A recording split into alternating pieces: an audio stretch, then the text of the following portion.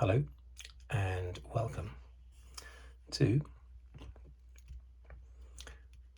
the latest video in a series that I'm doing looking at Formula One Grand Prix postcards, looking at different historical eras. This particular pack deals, as it says there, with Grand Prix cars from the 1960s. So let's open it up.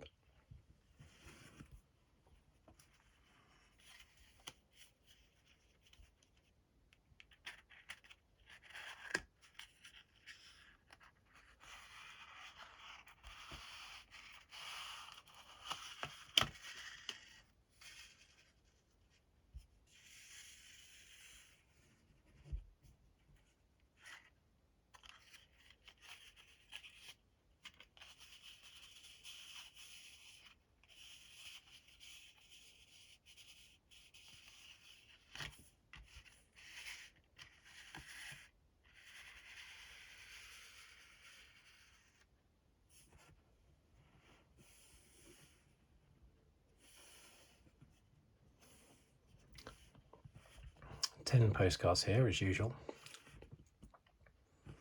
each one from a different year within the 1960s. Also, each card happens to not only represent a car from the 1960s, but the actual constructor's car. The constructor's champion from that year as well. So we start off with the Cooper T53, the Cooper Climax from 1960. Let's make sure the focus is good. Should be okay.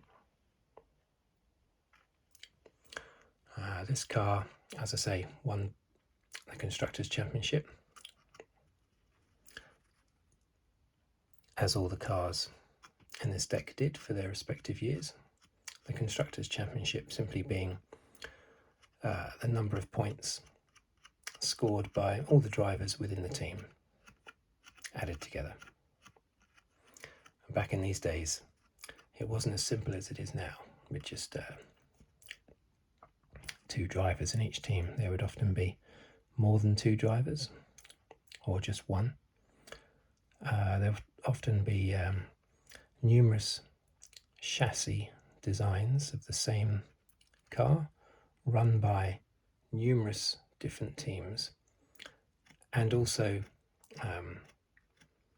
different chassis would have different engines run by different teams as well. It was incredibly complicated. You might have,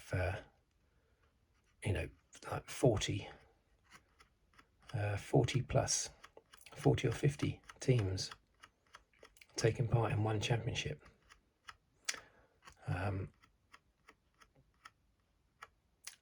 With only about 5 or 6 actual car makes. But there are so many different variations that different teams are using. Anyway. This one is the Cooper T53, the main Works Cooper. Works and customer. Works basically means it just means that the team is run by the actual manufacturer, whereas a customer car is where a team has bought that car from the manufacturer and possibly rebadged it as well. You get that in all forms of motorsport. Like, for instance, in MotoGP, you would have the Repsol Honda Works team.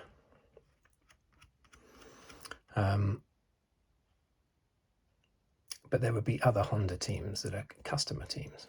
Anyway, I digress. This is Jack Brabham. This year the Cooper won 6 races. The first race was won by Bruce McLaren. That was the first race of the season as well. But that was McLaren's only win, Bruce McLaren, his only win. Jack Brabham won 5, the other 5 wins, to romp home into the World Championship.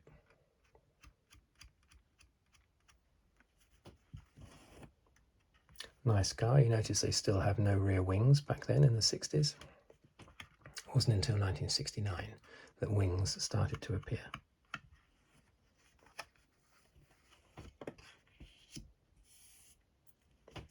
Now this is the really nice looking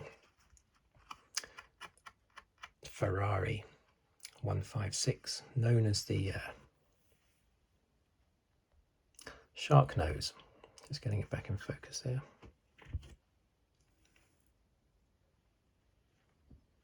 Known as the shark nose. Beautiful car. This won the 1961 Constructors and Drivers Championships. It won 5 out of the 8 races that year, with Wolfgang von Trips winning 2, Phil Hill winning 2, and Bighetti, I think it's Giancarlo Bighetti, winning 1. They went into the penultimate race at Monza in Italy, with Wolfgang von Trips looking like he was going to win the championship. I think he just had to score some points. Any points would have done. But he had a massive accident early on in the race, killing himself and 15 spectators. Now, this being 1961, the race continued, and his teammate Phil Hill, the American, won the race and had done enough to win the World Championship, even though there was one race still to go in America. So Ferrari, I think out of respect for Wolfgang von Trips, did not go to that last race in America. These cars, amazingly, were actually scrapped at the end of the 1961 World Championship. The engines and the gearboxes were kept, but the chassis was destroyed to make space in the garage, sort of thing. But they have, enthusiasts have painstakingly rebuilt them since. So the cars do exist again, but the chassis are totally new. Beautiful cars though.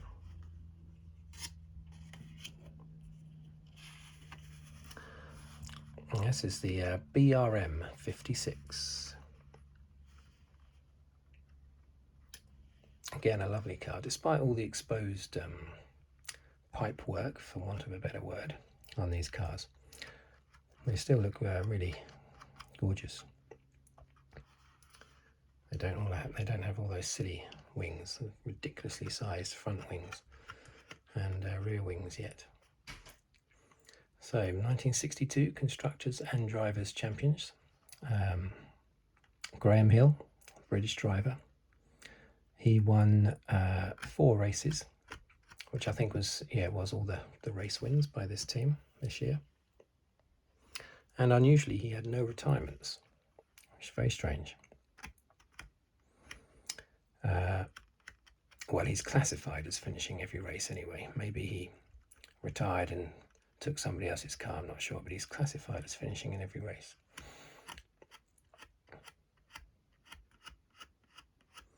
There were lots of drivers, but as I said earlier, not all of them would have driven this exact BRM, because there were lots of different types of chassis and engine combinations that were used by different teams.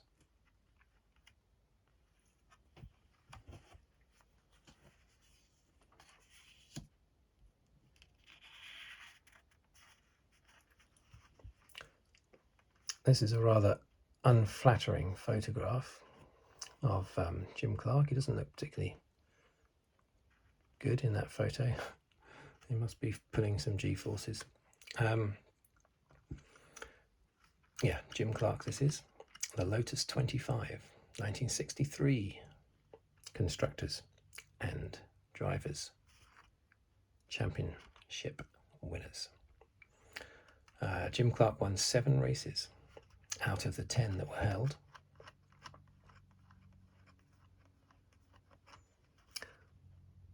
Seven of these cars were built in total, Lotus 25, and they were numbered R1 to R7. And during their lifetime, 4 of them were wrecked.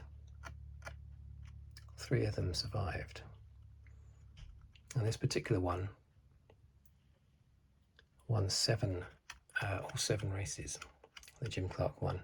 That's the R7. It won all of the races, this particular one.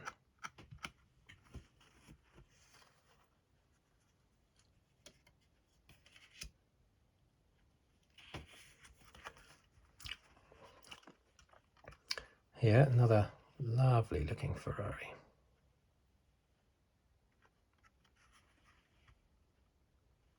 It's really nice. Ferrari. Get those cards out of the way, spoiling the view of this Ferrari. Ferrari 158 from 1964. John Surtees, British driver, won 2 races. He's a little bit lucky in the last race. His opponent for the championship, Graham Hill, I can't remember what team he was in at the time, maybe BRM. He retired close to the end of the race. And Surtees' teammate, Lorenzo Bandini, let Surtees through to the 2nd place he needed in the race to win the championship by 1 point. So it was very close. I think the Ferrari drivers that year were Surtees, Bandini, Pedro Rodriguez, and Ludovico Scarfiotti. Bandini also won a race, which I think was his only race win that year. They raced, this Ferrari raced the last 2 races in blue and white. So when Surtees won the championship, he won it in a blue and white Ferrari. The reason for that was it was Ferrari protesting against the Italian motorsport governing body over a mid-engined Le Mans car that Ferrari wanted to race at Le Mans. The Italian motorsport governing body were being problematic over it, apparently. And in protest, they said, "Well, we're not going to race the last 2 races in Italian red, the motor racing colour of Italy." Instead, they raced in blue and white, which was the motor racing colours of the USA. The last 2 races were in Mexico and the USA. So yeah, Surtees crossed the line to win the championship in a blue Ferrari.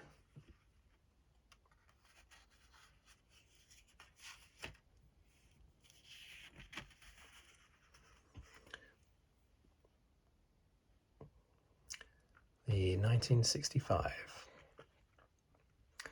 Lotus 33, another famous Lotus.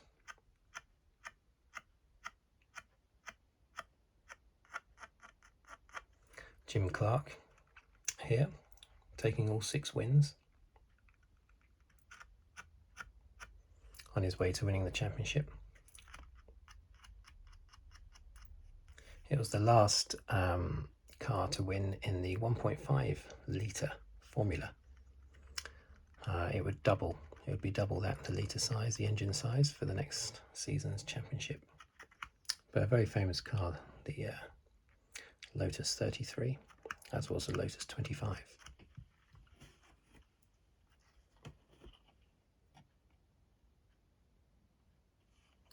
Beautiful car.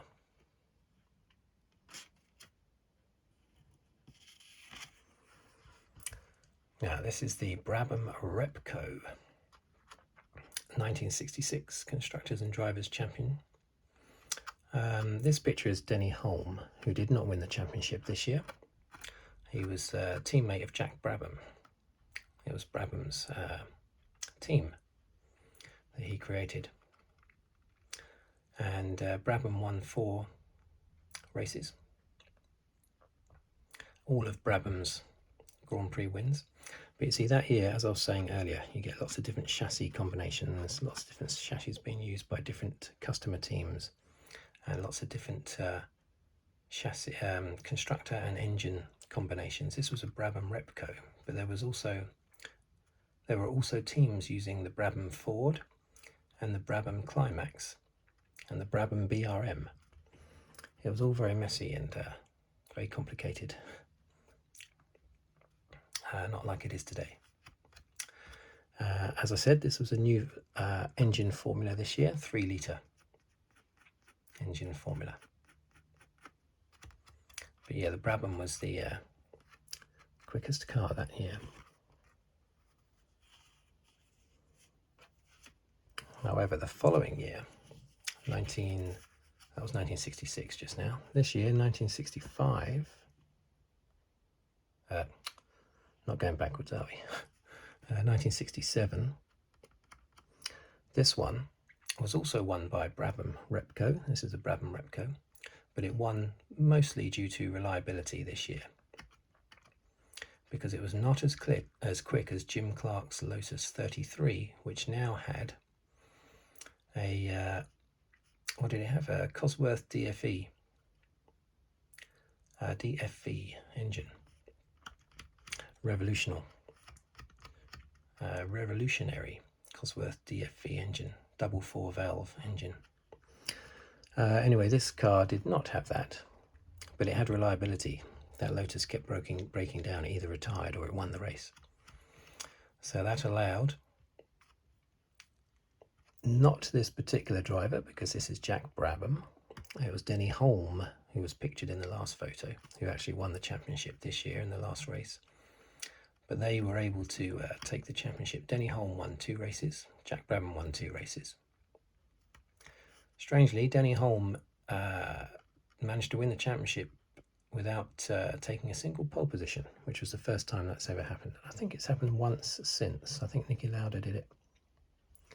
Not a single pole position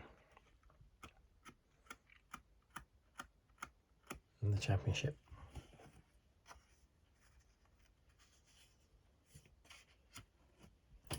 Okay, now we have 1968 Constructors Champion and Drivers Champion.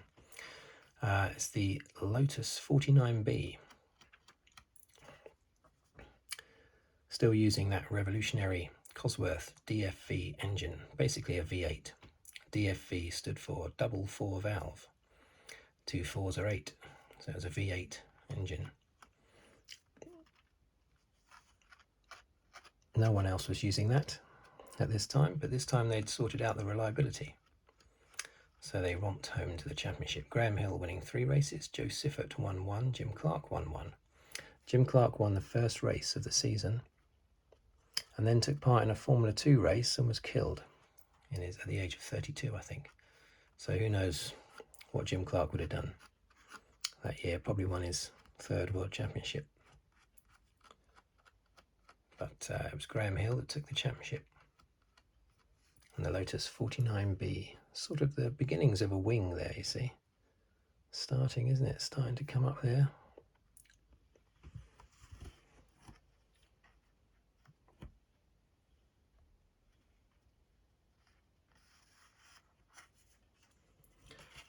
And here we have the last year of the decade. Here you've got a definite wing already there now, you see. This is the Matra MS80, French constructor. 1969 constructors, and of course, as has been the case all throughout the 60s, the Drivers' Championship as well. Winners of both. This was Jackie Stewart. He won all 6 races that were won by Matra that year. His teammates were 2 Frenchmen, Jean-Pierre Beltoise and Johnny Servos Gavin. So the team may well have wanted one of them to win. Certainly Matra's supporters would have done. But instead it was the British driver Jackie Stewart that won his first World Championship. It is to this date the only car to have won either Drivers' or Constructors' Championship that has not been entered, that was not entered as a works team. This was a customer team. It's a Matra car, but it was sold to and operated and run by the Tyrrell Formula One team. Tyrrell ran the team, customer team, but it's a Matra car. That's the only time that's ever happened, that championships have been won in that way. Now Tyrrell, you could argue, is still around today, because Tyrrell eventually were, only a couple of years later, were running their own, were making their own cars. And Tyrrell would, in 1999, become BAR. BAR became Honda. Honda became Braun. Braun became Mercedes. So the current Mercedes team had its original birth with the Tyrrell team that ran this car in the 1969 World Championship.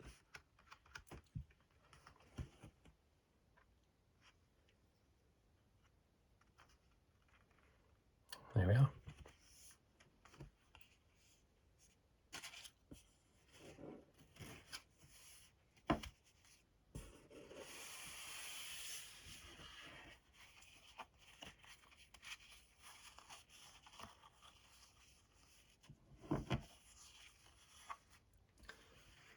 What I particularly like.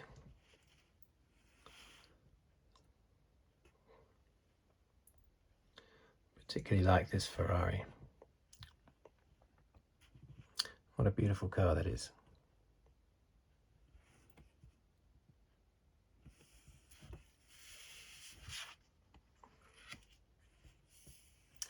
Okay, let's put these away.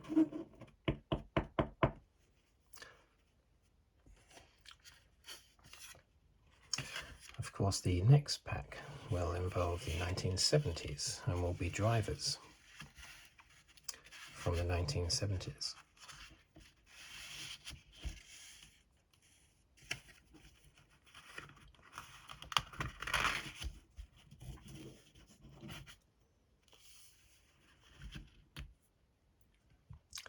Okay, thank you for watching, and if you'd like to subscribe, please do so. I'll be very, very happy and appreciative of any subscribers that I get. Until the next time, thank you very much and goodbye.